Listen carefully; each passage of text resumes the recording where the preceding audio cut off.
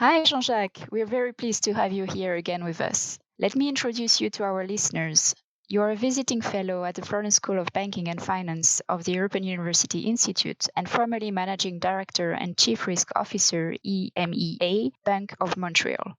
The podcast from today is a follow-up to a broadcast on Brexit and the EU finance industry released last year in the Florence School of Banking and Finance podcast series.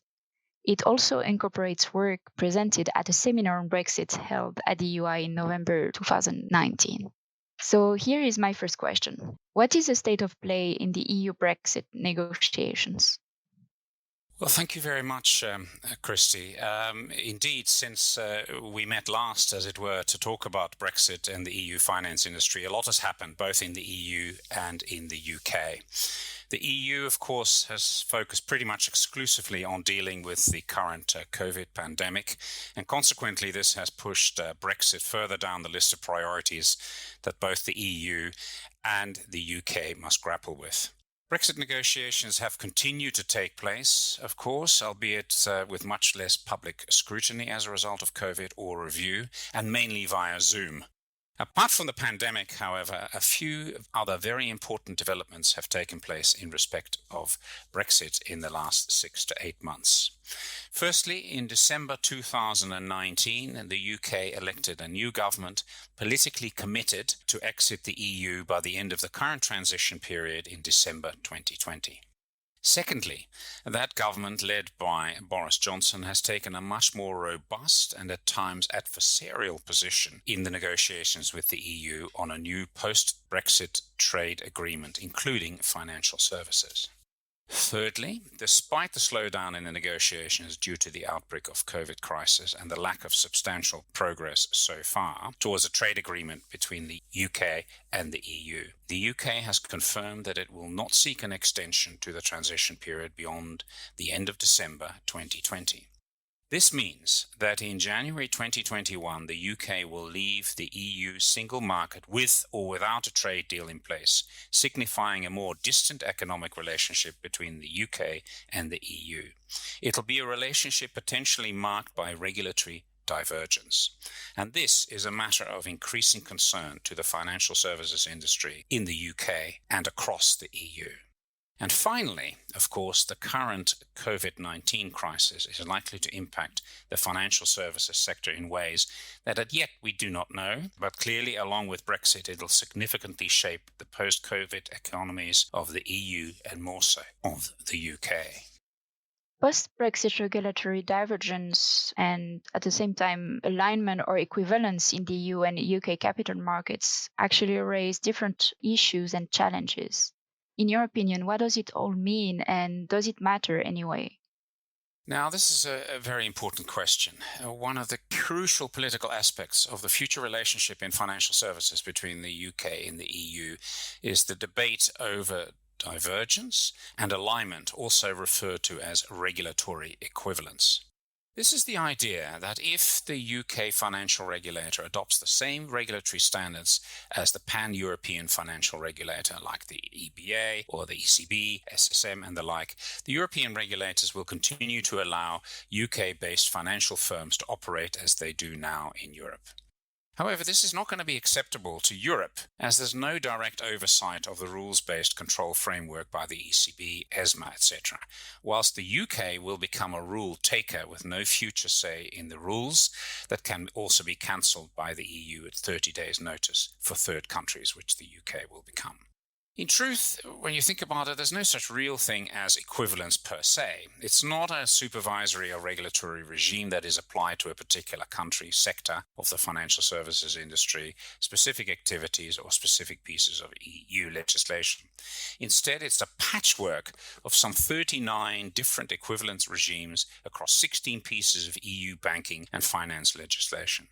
There is the fear also held within the remaining EU27 that the UK will seek to lower standards on the other side of Brexit, beginning from 2021 onwards. But UK policymakers, on the other hand, argue that they are committed to maintaining the highest standards while tailoring the UK regulatory framework to suit the unique nature of financial services in the UK. The truth is, the more the UK diverges, the less likely its access to EU financial markets may become. Firms from the UK have already set up hubs in the EU as a contingency, moving some £1 trillion of assets, it's estimated. So what could this smart divergence look like? One possibility is a more proportionate regime for smaller banks within the EU. Currently, the EU has very tough rules, irrespective of size, partly because of concerns lenders could operate across borders without real impediments. Much has also been made, particularly in the UK press, as well as to some extent in the EU press, of Britain's potential destiny as a low-regulation, so-called Singapore on the Thames.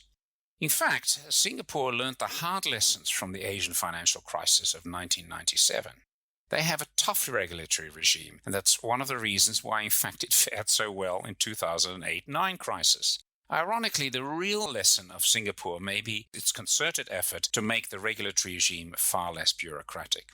Singaporean regulators have embraced the digital regulation, have made commitment to only ask firms for data once. Contrast that, for example, with reporting for UK banks that is estimated to cost the industry between £2 and £4.5 billion per year, according to McKinsey. Finally, the bigger concern than a political push by the UK for regulatory divergence is divergence by accident, as the EU and UK move at different speeds in recalibrating their own prudential and regulatory frameworks with different interpretations of the same rules. What is, in your view, the EU's ability to promote a capital markets union, and which developments do you expect? Yeah, that's another critical question. In fact, the combination of Brexit and COVID have injected renewed urgency into building a better and deeper capital markets in the EU. The EU will lose its largest and deepest capital market, as well as, ironically, its biggest supporter of the Capital Markets Union project, known as the CMU. This renewed sense of urgency has been reflected in the establishment of the high-level forum on the CMU by the European Commission last year, and it recently published its final report with detailed recommendations. The Commission will also publish a new action plan for the CMU in September, with revised strategy and a new packet of initiative.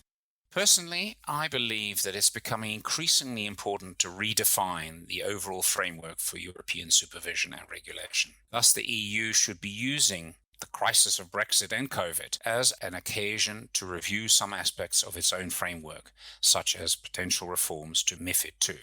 It's a waste to not use this crisis to make the requisite changes.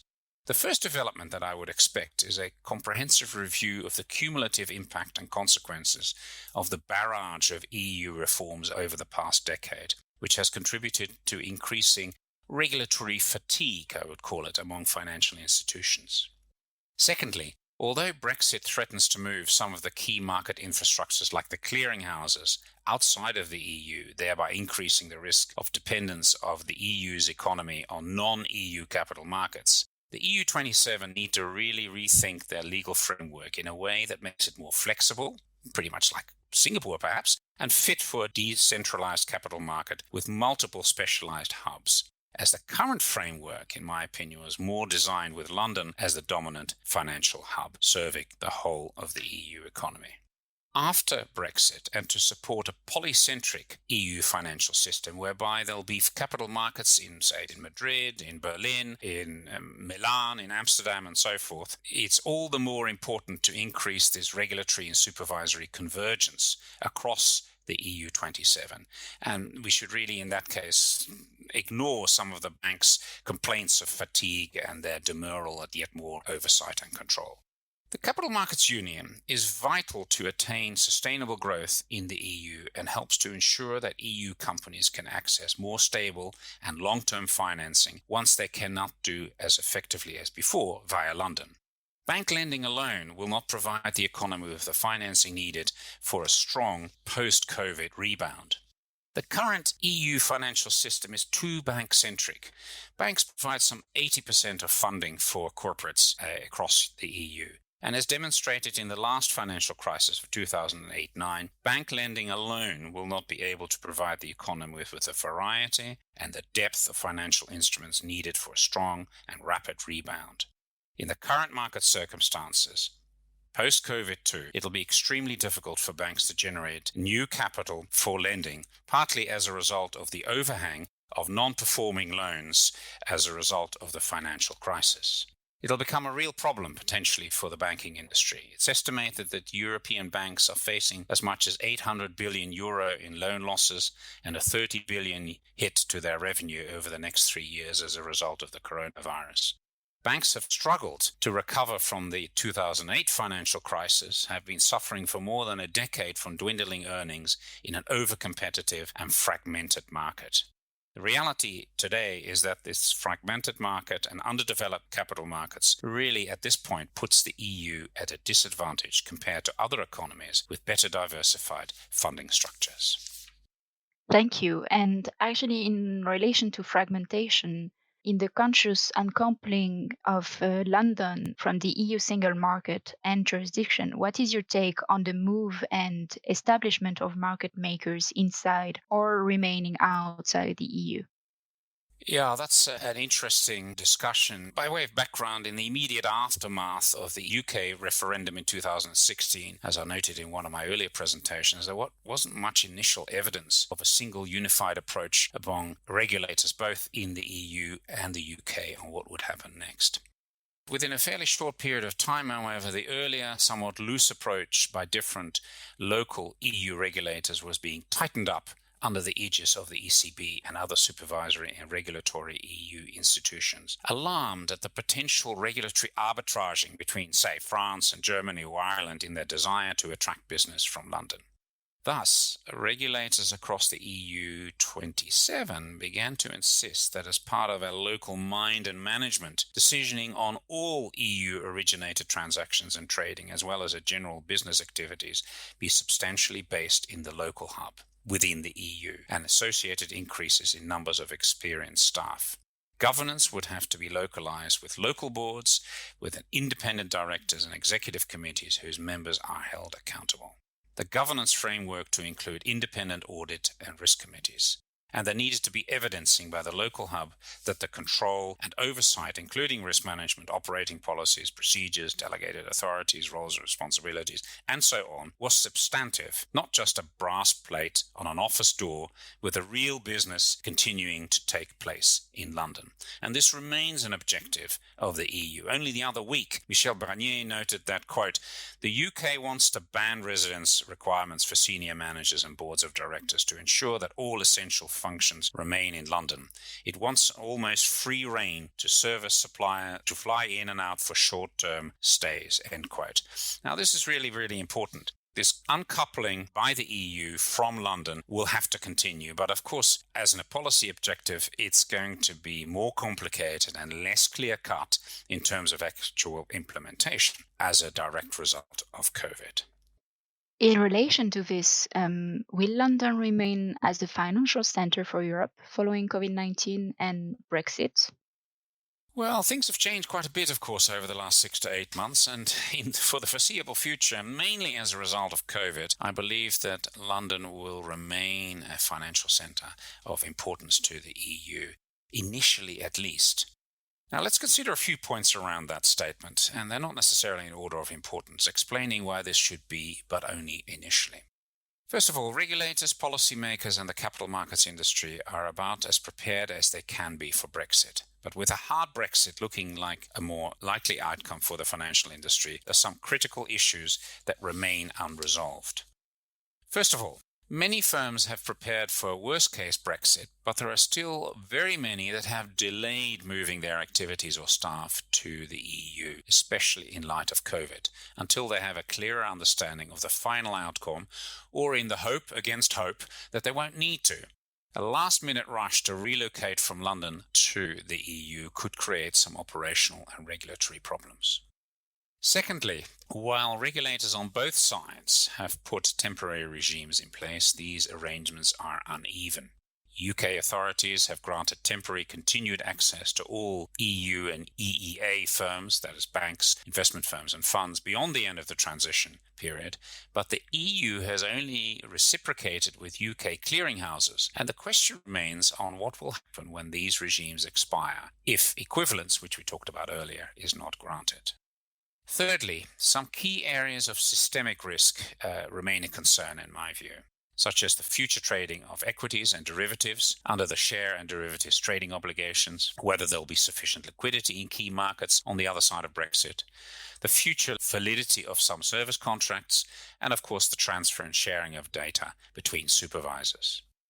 And finally, I think the outbreak of the COVID crisis has slowed down their relocation processes. It's much harder to move staff during a pandemic, not surprisingly. Regulators are keen to listen to any concerns the industry has and be flexible in helping resolve any issues on a case-by-case basis. Another important issue for supervisors and regulators in the EU 27 with respect to relocations is the impact on the depth and liquidity of the markets, and why in some areas such as derivatives, activity has not yet shifted from the UK to the EU 27 in the same way as in other aspects of the financial markets. All in all then, given the current market and broader economic conditions, the open-ended nature of the ongoing Brexit negotiations, and the regulatory awareness of potential serious consequences in respect of market behaviours, including liquidity, I believe that London's role remains secure for now, and that's a very important caveat, for now. Considering the elements you just mentioned, can the EU be integrated into global capital markets? Yeah, this is an important question because it highlights a couple of key developments that are likely to emerge more strongly as a result of COVID and Brexit. Firstly, of course, I believe that the rules-based multilateral order, our globalized economy, or even harmonious international relations and consensus, as exemplified by the G20 in the wake of the global financial crisis, or initially even the role of the WHO after COVID, are breaking down, as we all know. Bilateralism, trade wars, nativism, populism are increasing along with the America First, and I'm not convinced that we will maintain the post-war world order for much longer. In the midst of these developments, the EU is trying to construct a CMU, build an integrated capital markets, and position itself for economic recovery by using well-tried and often used policy approaches. Secondly, bearing in mind the widespread regulatory fatigue in the financial services sector, should the EU consider whether the existing approach that blurs the line between internal and external governance of financial institutions is still appropriate? The regulatory tsunami since the global financial crisis and the CMU conceptualizing financial institutions' governance and control as a joint arrangement of public and private actors under an institutional framework serving multiple stakeholder interests may need revising. Specifically, in addition to protecting shareholders and other stakeholders of the bank, depositors, creditors, the CMU and existing EU regulations place the public functions of the bank, public interest in financial stability at its core. Such a holistic approach certainly contributes to regulatory objectives, such as reducing bank volatility, but it diverges ever more. It consciously uncouples, in a way, from the capital markets regimes elsewhere in Asia and the US and after Brexit in London. This divergence between unfettered capital markets activity outside of the EU and a more oversight-driven CMU will be the leitmotif over the next couple of years, if not longer. It also implies a very different view and understanding of the role of finance in society. Thank you, Jean-Jacques, for your time and for all your insights on these issues. We wish you and our listeners a very nice summer.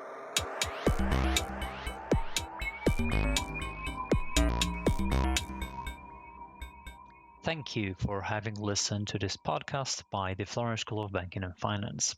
For more information and to listen to all our podcasts, visit the webpage fbf.eui.eu/podcasts.